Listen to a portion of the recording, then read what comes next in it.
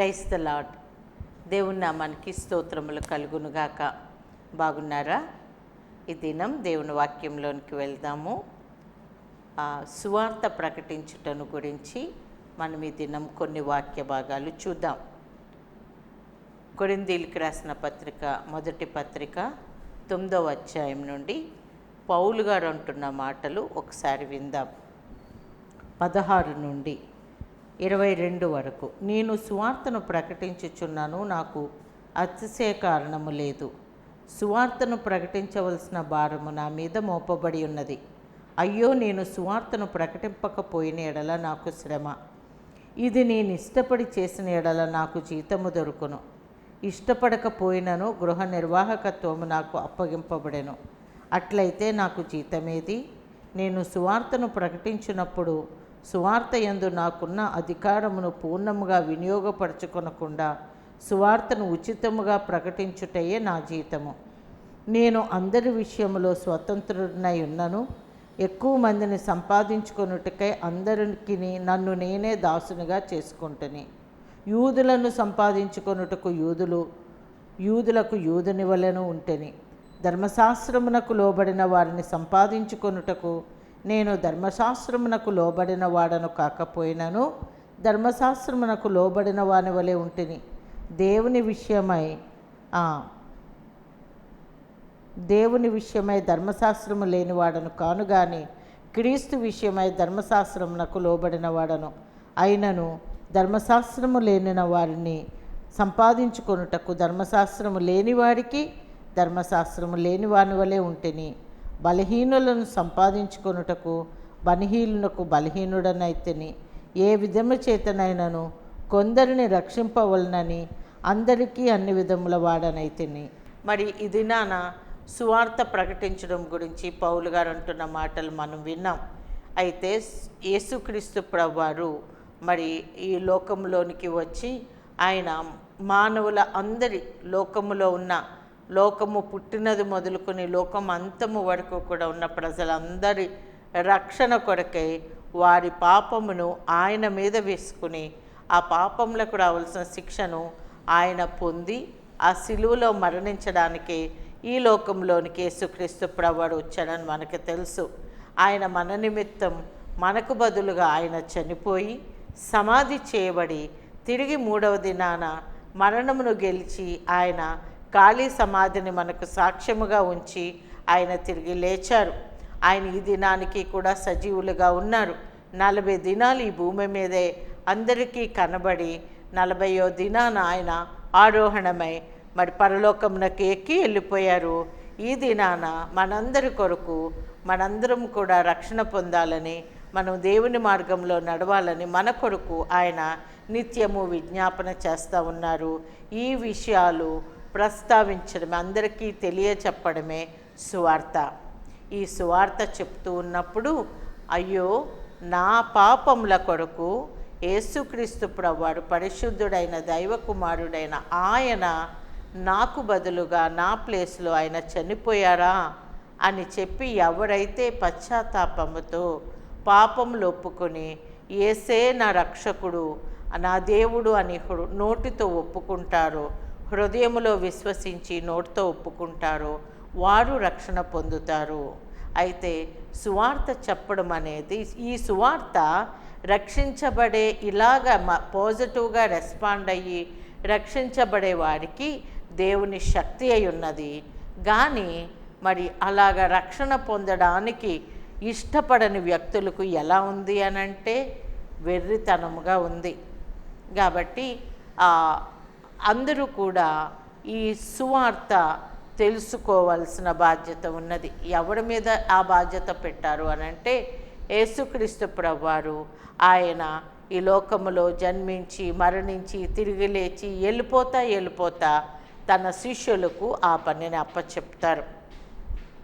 Mark సువార్త 16వ అధ్యాయం 15వ వచనములో మనము చూసినట్లయితే, నాకు సర్వాధికారం ఇవ్వబడి ఉన్నది కాబట్టి మీరు సర్వ సృష్టికి వెళ్ళి మరి ఆ సువార్తను ప్రకటించండి అని ఆయన వెళ్ళిపోతూ ఆయన శిష్యులకు ఆయన దగ్గర చేరి ఉన్న వారందరికీ కూడా తెలియజెప్పారు. ఆయన వెళ్ళిపోయిన తర్వాత ఆ సువార్తను మరి ఈ భూమి మీద అందరికీ కూడా ప్రకటించడం మొదలుపెట్టారు. మరి పేతురు అలాగా ప్రకటిస్తూ ఉంటే మరి చూడండి అపోస్తుల కార్యములు 1వ అధ్యాయం 8వ వచనములో మరి ఏమంటారంటే, పై నుండి శక్తి వచ్చినంత వరకు మీరు ఇక్కడనే నిలిచి ఉండడి. మీరు శక్తి పొందిన తర్వాత మొదట యూదయలోను, తర్వాత సమరయలోను, అల్టిమేట్గా భూదిగంతముల వరకు వెళ్ళి సువార్త ప్రకటించండి అని అంటే, పేతురు వెంటనే ఎడతెగక ప్రార్థన చేస్తూ ఉన్నారు. 120 మంది కలిపి వారందరూ ప్రార్థిస్తూ ఉండగా పెంతెకొస్తు దినము నాడున మరి పరిశుద్ధాత్మ దేవుని శక్తి భూమి మీదకి దిగి వచ్చింది. ఆ శక్తితో నింపబడినప్పుడు యేసు ఎవరో తెలియదు అని ముమ్మారు మరి నాకు తెలియదు, యేసుని ఎరగను అన్న పేతురే నిలవబడి యేసుక్రీస్తు ప్రభువారిని గురించి తెలియచెప్పినప్పుడు 3000 మంది రక్షణ పొందారు. వాళ్ళు ఏమడుగుతారంటే, అయ్యో మరి మీరు జీవాధిపతిని చంపితురు కానీ ఆయన తిరిగి లేచారు, దానికి మేము సాక్షులము అని చెప్పి అన్నప్పుడు, ఇప్పుడు మేము రక్షణ పొందడానికి ఏం చేయాలి అని అందరూ కూడా హృదయంలో నొచ్చుకొని మరి ఏం చేయాలి అని అడిగినప్పుడు పేతురు చెప్తారు కదా, మీరు మారు మనస్సు పొంది పశ్చాత్తాపంతో మీ పాపంలో ఒప్పుకొని యేసే దేవుడని మీ నోటితో ఒప్పుకొనండి, మీరు రక్షణ పొందుతారు అని అన్నప్పుడు 3000 మంది రక్షించబడ్డారు.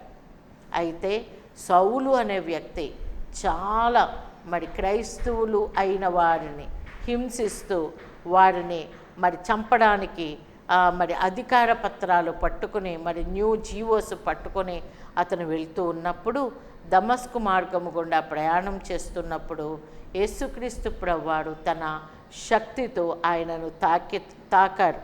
తాకినప్పుడు పౌలు కింద పడిపోయి కన్నులు కనపడకుండా ఉన్నప్పుడు సౌలా సౌలా అని పిలిస్తే, నీవెవరు ప్రభువా అని అంటారు, నీవు హింసించుచున్న యేసును అని యేసుక్రీస్తు ప్రభువారు దర్శిస్తారు.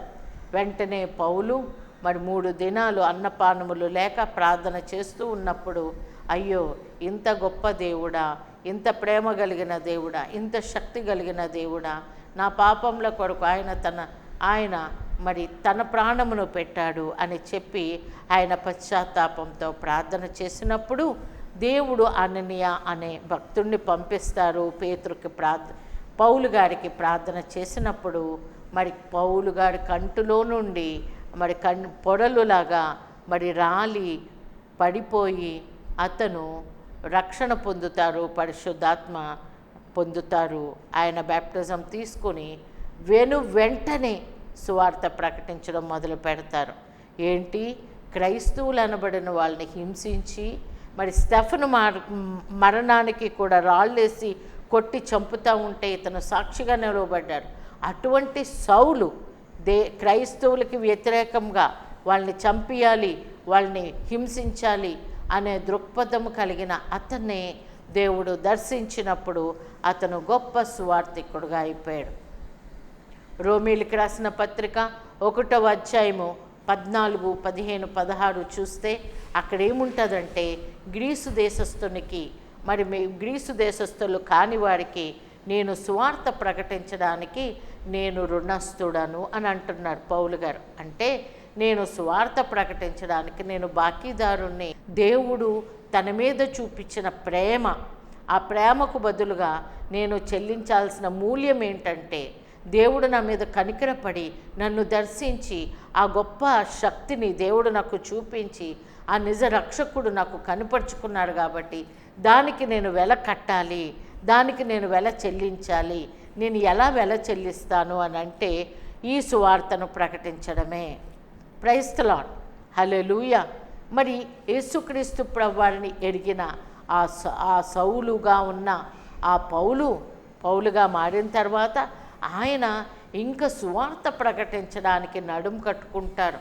సువార్తను ప్రకటించడానికి మొదటి మిషనరీ జర్నీ, 2వ మిషనరీ జర్నీ, 3వ మిషనరీ జర్నీ అంటే ప్రపంచమంతటా కూడా తిరిగి తిరిగి తిరిగి సువార్త ప్రకటిస్తూ ఉంటే అనేక మంది దేవుణ్ణి తెలుసుకుని దేవుని రక్షణ పొందుతారు. అలాగా ఆయన 3 సార్లు మరి ప్రకటిస్తూ మొత్తం మరి ఆసియా అంతా కూడా తిరుగుతారు. తర్వాత యూరప్ కూడా వెళ్తారు. దాని తర్వాత రోమ్లో అతన్ని అరెస్ట్ చేసి మరి చంపవేయబడతాడు. అయితే పౌలు గారు ఏమంటారంటే, మరి మనము నేర్చుకోవాల్సిన విషయం ఏంటంటే, ఈ సువార్త ప్రకటించడానికి మనము దేవుణ్ణి తెలుసుకున్న మనము బాకీదారులము, రుణస్థులము. మనము ఈ సువార్త ప్రకటించడం చాలా అత్యవసరం. ఎందుకంటే ఈ సువార్త గనక ప్రకటించకపోతే, యేసుక్రీస్తు ప్రభువుని గనక దేవుడిగా అంగీకరించకపోతే మానవులందరూ ఏమవుతారు అంటే, మానవులందరూ కూడా మరి ఆ నరకాగ్నిలోనికి వెళ్ళిపోతారు. మరి ధనవంతుడు లాజరు ఉద్దాంతం మరి ఆ ఉపమాన రీతిగా యేసుక్రీస్తు ప్రభువారు చెప్పిన దాంట్లో మరి యేసుక్రీస్తు ప్రభువారిని రక్షకునిగా అంగీకరించని వాని పరిస్థితి ఏమవుతుంది? ఈ లోకంలో ఎన్ని ఉన్నా, ఎంత ఆస్తి ఉన్నా, ఎంత మరి ఫెసిలిటీస్ ఉన్నా కూడా చనిపోయిన తర్వాత ఒక దినాన మనం చనిపోతాం. తథ్యం. చనిపోయిన తర్వాత మనం వెళ్ళే ప్రదేశం ఏంటంటే నరకం. ఈ లోకంలో మనం జీవిస్తూ ఉన్నాం. టెంపరేచర్ చాలా పెరిగిపోతూ ఉంది, చాలా వేడిగా ఉంటుంది. అందరూ కూడా ఇదివరకు ఏసీలు అంటే లగ్జరీగా ఉండేది, కానీ ఏసీ అంటే ఇప్పుడు సామాన్య మానవుడికి కూడా అవసరంగా ఉంది. ఎందుకంటే వేడిని తట్టుకోలేక మనం ఎయిర్ కండిషన్లో మనం ఉన్నాము. అయితే మనము ఈ వేడిని తట్టుకోలేకే ఎయిర్ కండిషన్ ఏసీలు మనం కొనుక్కొని వాడుకుంటూ ఉన్నాం. మన కారులో వెళ్తుంటే కారులో ఏసీ, బస్సులు బుక్ చేసుకుంటుంటే ఆ బస్సులు కూడా ఏసీ బుక్ చేసుకుంటున్నాం. ఎందుకు? ఆ వేడి మనం తట్టుకోలేక. కానీ మరి మనము చూస్తే ఆ నరకములో అగ్ని చాలా వేడిగా ఉంటుంది. మరి కొద్ది దినాల క్రితం స్టీల్ ప్లాంట్లో యాక్సిడెంట్ జరిగినప్పుడు మరి మెల్ట్ అయిన స్టీలు ఒలికిపోయి చాలామంది చనిపోయారు. అది ఎంత వేడో తెలుసా? 1500 డిగ్రీల సెంటిగ్రేడ్ వేడిలో అది లిక్విడ్గా ద్రవరూపంగా మారిన స్టీలు మనుషుల మీద పడినప్పుడు వాళ్ళు ముద్దయిపోయారు.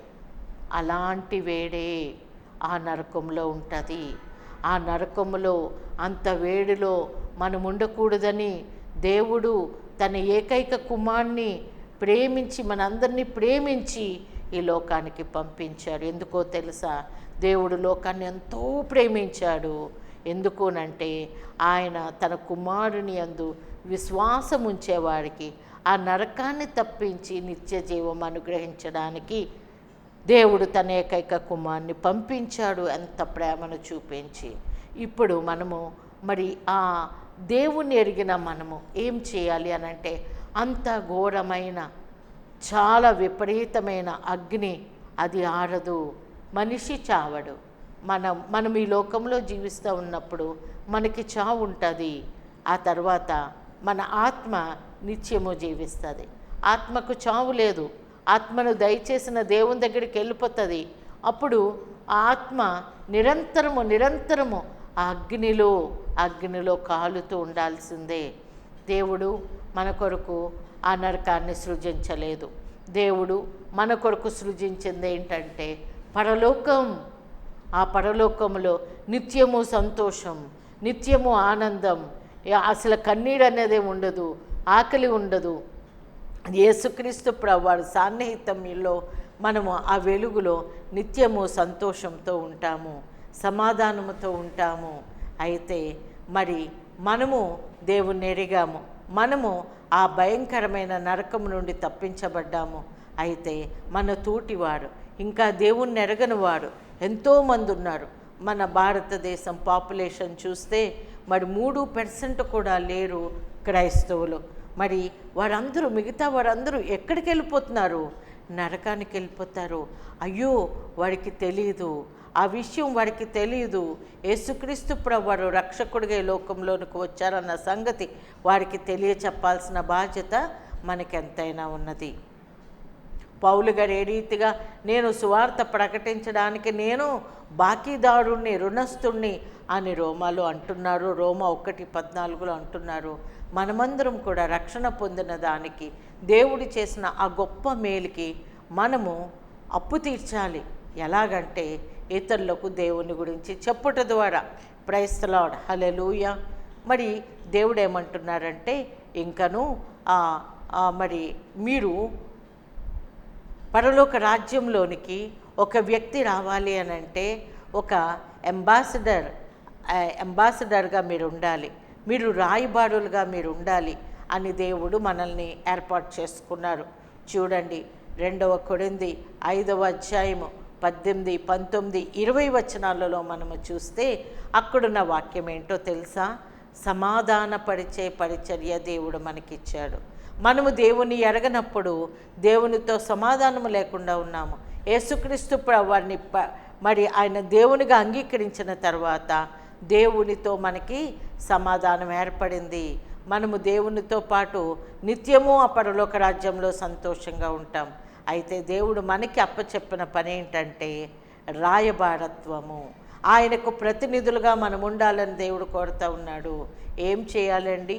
మరి అమెరికా వెళ్ళాలి అంటే అమెరికన్ ఎంబసీ ఆఫీసులో ఆ అంబాసిడర్స్ ద్వారా మనం అప్లికేషన్ పెట్టుకున్నప్పుడు వాళ్ళ ద్వారా మాత్రమే అమెరికాకి మనం వెళతాం. అలాగే పరలోక రాజ్యంలోనికి వెళ్ళడానికి మనము ఒక వెహికల్గా, ఒక రాయబారిగా, ఒక దేవుని ప్రతినిధిగా మనం ఉండాలని దేవుడు కోరుతూ ఉన్నాడు.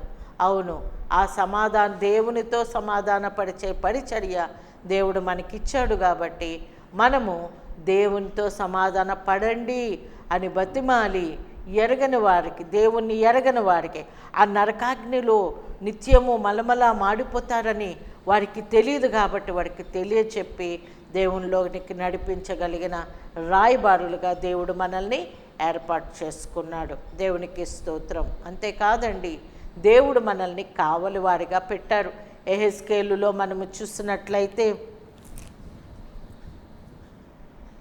యెహెజ్కేలు 3వ అధ్యాయం 17 నుండి 19 వరకు మనము చూసినట్లయితే అక్కడ ఏమంటారంటే ఒక ప్రకారము గల పట్టణానికి కాపలాదారుని మనం పెట్టామనుకోండి, ఆ కాపలాదారుడు చేసే పని ఏంటంటే మరి శత్రువు వస్తూ ఉంటే వెంటనే బోడ ఊది సైనికుల్ని అలర్ట్ చేయాలి.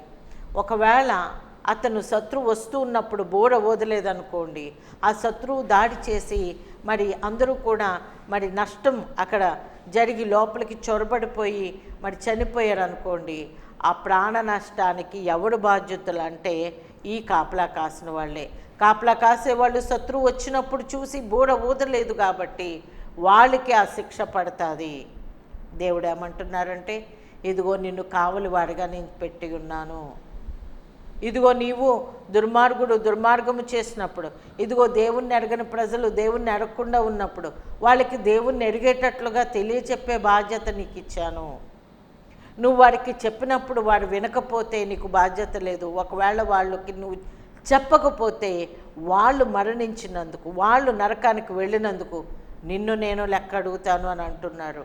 అది బయట వాళ్ళ విషయమే కాదండి. ఇంటి లోపల ఒకవేళ భార్యాభర్తలుగా ఉన్న మీలో ఒకళ్ళు రక్షణ పొంది మరొకరు రక్షణ పొందకపోతే దేవుడు నిన్ను అడుగుతాడు, సుమా నీ భర్త రక్షణ పొందలేదు, నిన్నే నేను అడుగుతానని అంటే నువ్వేం సమాధానం చెప్తావు? నీ పిల్లలు రక్షణ పొందలేదేమో, నీ ఇంట్లో ఇంకా మిగతా వాళ్ళు రక్షణ పొందలేదేమో, దేవుడు అడిగినప్పుడు నువ్వేం సమాధానం చెప్పగలవు? కాబట్టి దేవుడు మనల్ని కాపలాదారులుగా పెట్టి ఉన్నారు. ఆ బాధ్యత మనకిచ్చారు. మనం అడ్డుపడాలి, అడ్డుపడేవారిగా దేవుడు మనల్ని ఉంచారు. దేవునికి స్తోత్రం, హల్లెలూయా. మరి పౌలు గారు ఏమంటున్నారంటే 2 కొరింథీ 5వ అధ్యాయంలో 14వ వచనంలో క్రీస్తు ప్రేమ మమ్మల్ని బలవంతం చేస్తుంది. ఆయన ప్రేమతో మమ్మల్ని నింపేశాడు కాబట్టి క్రీస్తు ప్రేమే మమ్మల్ని బలవంతం చేస్తుంది.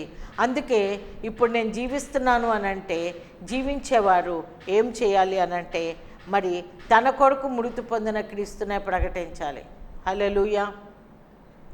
ఆయన ప్రేమ ఎంత గొప్పదండి. ఆయన ప్రేమ లోకాన్ని ఎంతో ప్రేమించి తన ఏకైక కుమారునే పంపించేశారు. మనము శత్రువులుగా ఉన్నప్పుడే, మనం భక్తిహీనులుగా ఉన్నప్పుడే మన నిమిత్తం ఆయన చనిపోయి మనకి రక్షణ ఇచ్చారు. ప్రైజ్ ది లార్డ్, హల్లెలూయా. కాబట్టి పౌలు గారు ఏమంటున్నారంటే ఆయన ప్రేమ మమ్మల్ని బలవంతం పరుస్తుంది అని చెప్పి, ఇంకా మనం చూసినట్లయితే పౌలు గారు సువార్త ప్రకటిస్తూ ఏమంటున్నారో చూడండి. 14వ వచనం 1 కొరింథీ 9:14 ఇందాక మనం చదువుకున్నాం. 16వ వచనం, నేను సువార్తను ప్రకటించుచున్నాను, నాకు అతిశయ కారణము లేదు. సువార్తను ప్రకటించుచున్న నాకు అతిశయ కారణము లేదు.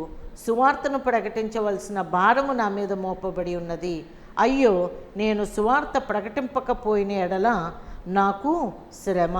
నేను ఇష్టపడి చేసిన ఎడల నాకు జీతము దొరుకును. ఇష్టపడకపోయినను గృహ నిర్వాహకత్వము నాకు అప్పచెప్పబడను. ఇక్కడ పౌలు గారు ఏమంటున్నారంటే, సువార్త ప్రకటించవలసిన భారము నా మీద ఉంది కాబట్టి నేను ప్రకటిస్తున్నాను. సువార్త ప్రకటిస్తున్నాను అని చెప్పి నేనేమీ గొప్పకు పోవట్లేదు, నేనేమీ అతిశయపడట్లేదు, నేను చాలా గొప్ప పని చేస్తున్నాను అనుకోవట్లేదు. ఎందుకంటే నేను దేవునికి వ్యతిరేకంగా ఉన్నప్పుడు దేవుడు నా మీద కనికరపడి నన్ను దర్శించి నన్ను పట్టుకుని ఆయన రక్షణ ఇచ్చాడు. కాబట్టి నేను ఎంత సువార్త ప్రకటించినా కూడా నేను దేవునికి రుణస్థుడనే. నాకు ఆ బాధ్యత దేవుడు నా మీద పెట్టాడు. నేను కంపల్సరిగా సువార్త ప్రకటించాలి. అయితే జీతం ఏంటి? సువార్త ప్రకటించడానికి జీతం ఏంటి? చాలామంది అనుకుంటారు, ఏంటి వీళ్ళు ఎలా సువార్త ప్రకటిస్తున్నారంటే ఈ డబ్బులు చాలా మరి వీళ్ళకి వస్తున్నాయేమో, ఎవరన్నా ఇస్తున్నారేమో అని. కానీ అక్కడ పౌలు గారు అంటున్న మాట ఏంటంటే, సువార్త ప్రకటించడమే నాకు దేవుడిచ్చే జీతం. ప్రైజ్ ది లార్డ్, హల్లెలూయా. సువార్త ప్రకటించడమే నాకు జీతం, అదే నాకు యోగ్యత, అదే నాకు ఘనత, అదే నాకు ఆహారం పెడుతుంది. ప్రైజ్ ది లార్డ్, హల్లెలూయా. నిజమే, సువార్త ప్రకటించేటప్పుడు నిస్వార్థంగా ప్రకటించాలి. తన్ను తాను అర్పించుకుంటూ ఒక కొవ్వొత్తులాగా కరిగిపోతూ పౌలు గారు సువార్తీకరణ చేశాడు. ప్రైజ్ ది లార్డ్, హల్లెలూయా. ఆయన చేసిన మిషనరీ జర్నీస్ కనుక మనము చూసినట్లయితే, దానిని గనక మనం ధ్యానం చేసినట్లయితే, ఎంత అవమానాల మధ్యలో పౌలు గారికి సువార్తీకరణ చేశారు. ఎంత సువార్త ప్రకటించినందుకు అతన్ని ఎన్నిసార్లు చంపడానికి చూశారు, ఎన్నిసార్లు అతని మీద దాడి చేశారు, బెత్తాలతో కొట్టారు, మరి రాళ్ళు రువ్వి చనిపోయాడు అని అనుకుని ఇంకా అపస్మారక స్థితిలోకి వెళ్ళిపోయిన తర్వాత అతన్ని ఈడ్చి ఊరి బయట పాడేశారు. ఏమిటండి లాభం వచ్చింది? పౌలు గారికి ఏమి లాభం వచ్చింది? అతను కొడుతున్నా కూడా సువార్త ప్రకటించడం ఆపలేదు. ఎందుకనండి? ఆలోచించండి. ఈ దినాన కూడా చాలా వ్యతిరేకతల మధ్యలో సువార్త ప్రకటిస్తూ ఉన్నప్పటికీ కూడా మరి వాడు సువార్త ఆపట్లేదు ప్రకటించడం. పౌలు గారు ఆ రాళ్ళతో కొట్టి చచ్చిపోయారు అనుకుని బయటికి ఇడ్చి బయటకు పడేస్తే, అతనికి తెలివి వచ్చిన తర్వాత లేచి పట్టణంలోనికి నడుచుకుని వచ్చేసాడు. మళ్ళీ ప్రకటించడం మొదలుపెట్టారు. ప్రైజ్ ది లార్డ్, హల్లెలూయా. ఎందుకంటే సువార్త ప్రకటించడంలో శక్తి ఉన్నది వినేవాడికి. ఆ శక్తి వలన వారు రక్షణ పొందుతారు. ఆ శక్తి వలన ఆ సువార్త వినడం ద్వారా, అది హృదయంలో విశ్వసించినప్పుడు, నోటితో ఒప్పుకున్నప్పుడు అది రక్షణ కలుగు చేస్తుంది. అసలు ఏంటండి రక్షణ అంటున్నారు? దేని నుండండి రక్షణ? ఎస్, దేని నుండి అంటే ఆ భయంకరమైన నరకంలోనికి వెళ్లకుండా రక్షించేదే ఈ సువార్త. ప్రైజ్ ది లార్డ్, హల్లెలూయా. ఆ రక్షణ మరి జాగ్రత్తగా కాపాడుకోవాలి. రక్షించబడిన వ్యక్తి మరొకరు రక్షణ పొందినట్లుగా మళ్ళీ ప్రయత్నం చేయాలి. దేవుణ్ణి ఎరిగిన వారు ఎలాగా రుణం తీర్చుకుంటారు, ఎలాగా దానికి కృతజ్ఞత తెలుపుతారు? దేవునికి రక్షణ పొందిన వ్యక్తి దేవునికి ఎలాగ కృతజ్ఞత తెలియచేస్తారో తెలుసా? కేవలం ఆయన గూర్చి ప్రకటించటం ద్వారా మాత్రమే. కాబట్టి ఈ దినాన మనం చూస్తూ ఉన్నాము, సువార్త ప్రకటించడం అనేది దేవుడిచ్చిన ఆజ్ఞ. ఆయన ప్రాణం పెట్టారు, ఆయన చివరి బొట్టు వరకు రక్తం కార్చారు. ఇదిగో మరి సర్వలోకానికి వెళ్ళి సర్వ సృష్టికి సువార్తను ప్రకటించండి అనే ఆజ్ఞను మనకి ఇచ్చారు. మనల్ని దేవుడు రాయబారులుగా చేశారు, ఆయన ప్రతినిధులుగా చేశారు, ఆయన కావలి వారంగా మనల్ని చేశారు. కాబట్టి మన బాధ్యత ఏంటంటే సువార్త ప్రకటించడమే. ఆ బాధ్యత మరి పేతురు గారు మొదట చేశారు. పేతురు గారు మొదట చేసినప్పుడు మరి వాళ్ళు ఈ నామమున మళ్ళీ మీరు ప్రకటన చేస్తే మిమ్మల్ని చంపేస్తామని అన్నారు. ఏ నామం? ఏ నామం? యేసునామం. అయితే వాళ్ళు ఏమన్నారో తెలుసా? అపోస్తుల కార్యంలో 4వ అధ్యాయం 20వ వచనములో అక్కడ ఏమంటారంటే, మేము కన్న వాటిని విన్న వాటిని తెలియచెప్పక మానము. మేము దేవుని మాట వినాలా, మనుషుల మాట వినాలా? మనుషులు ప్రకటించొద్దంటున్నారు, దేవుడు ప్రకటించమని మాకు ఆజ్ఞ ఇచ్చాడు, మేము దేవుని మాటే వినాలి కదా అని చెప్పి పేతురు ప్రకటన చేయడం మానలేదు. పౌలు గారు ప్రకటన చేయడం మానలేదు. పేతురును హతసాక్షిగా చంపేశారు. పౌలు గారిని హతసాక్షి అయిపోయారు. ఆయన్ని ప్రకటించినందుకు చంపేశారు. కానీ వాడు చనిపోయినా కానీ సువార్త ప్రకటించడం మాత్రం ఆగలేదు. హల్లెలూయా. ఇది మనము కూడా అదే సువార్తను మనం రక్షణ పొందిన మనము ప్రతి ఒక్కరము ఏదో పాస్టర్లే చేస్తారని కాదు, ఎవాంజలిస్టులు చేస్తారని కాదు, రక్షణ పొందిన ప్రతి వ్యక్తి కూడా కృతజ్ఞతతో సువార్త ప్రకటించాలి. దేవుడు మనకిచ్చిన రక్షణ భాగ్యంను బట్టి కృతజ్ఞతతో దేవుని సువార్త ప్రకటించాలి. మన తోటి వాడికి చెప్పాలి. మనం ఎక్కడ పనిచేస్తే అక్కడ చెప్పాలి. ఎక్కడ మనం నివసిస్తున్నామో అక్కడ చెప్పాలి. అయ్యో వాళ్ళని చూసినప్పుడు మనకి ఎలాగ అనిపించాలంటే, అయ్యో రేపు వీళ్ళు చనిపోతే ఆ నిత్యము అంత వేడిగా ఉండే నరకంలో వీళ్ళు కాలిపోతారే, అదే బాధతో మనం చెప్తాం. ఎందుకు వ్యతిరేకతలు ఉన్నా చెప్తామంటే వాళ్ళకి తెలియదు, వాళ్ళ నరకాగ్నిలో మలమల మాడిపోతారు, యుగ యుగాలు కాలిపోతారని తెలియదు. అందుకే వాడి మీద జాలిపడి వ్యతిరేకతలు ఉన్న సువార్త ప్రకటిస్తాం. సువార్త మనం ప్రకటించాలి. అనేకులు దేవుని రాజ్యంలో చేర్చబడాలి. అదొక్కటే మన యొక్క విధి అయ్యున్నది. కాబట్టి ఇది మనం ఒక నిర్ణయం తీసుకుందాం. పేతురు గారు ఎలాగా దేవుడి మాట వినాలా, మనుషుల మాట వినాలా, కన్న వాటిని విన్న వాటిని మేము తప్పక చెప్తామని పేతురు చెప్పారు. అలాగే సువార్త ప్రకటించడం ఎన్ని వ్యతిరేకతలు వచ్చినా కూడా మరి ఆపు చేయలేదు పౌలు గారు. అలాగే మనము కూడా ఒక స్టాండ్ తీసుకుందాం, ఒక నిర్ణయం తీసుకుందాం. మన చుట్టూ ఉన్నవారు, మనతో పని చేస్తున్నవారు, అయ్యో వాడికి తెలియదు, వాడు ఆ నిత్యము వేడిగా ఎంతో వేడిగా ఉండే ఆ నరకాగ్నిలో కాలిపోతారు. మనం చిన్న వేడికే తట్టుకోలేక ఏసీలో కూర్చుంటున్నాం. అంత వేడి ఎలాగ మన ప్రియమైన సహోదరులు, మన తోటివారు, మన కంటికి కనిపించేవారు దేవుని నరకకుండా ఆ నరకంలోకి వెళ్ళిపోతారంటే మనం వారికి తప్పనిసరిగా ప్రకటించాలి. దేవుని ప్రేమ మనం పొందుకున్నాము, వారికి కూడా ఆ ప్రేమను పంచుదాం. మనము దేవుని పరలోక రాజ్య వారసులయ్యాము, వారు కూడా పరలోక రాజ్యంలో చేర్చబడేలాగా సువార్తను ప్రకటిద్దాం. అలాగూ చేయలాగున దేవుడు తన కృపను మనకి చూపించునుగాక. ప్రార్థన చేసుకుందాం.